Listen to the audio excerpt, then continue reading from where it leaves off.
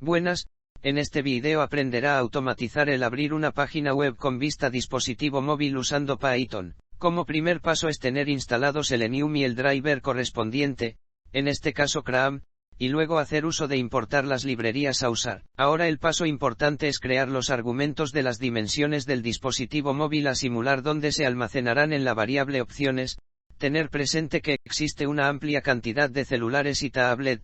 Recomiendo seleccionar una versión reciente, una de hace 3 años y un modelo de celular y tablet de 5 años. Como siguiente paso, se crea la instancia del driver y dentro se declara la variable opciones. Ahora es usar la función de driver.get y dentro poner la dirección de la página web que se desea abrir. Como siguiente paso, es crear una función de esperar un tiempo para que al menos un elemento sea visible. En este caso, la espera es de 10 segundos, y se escogió un elemento de la página web, el cual es el icono de menú de opciones. Una vez que el elemento es visible, se cierra el navegador y con ello la ejecución.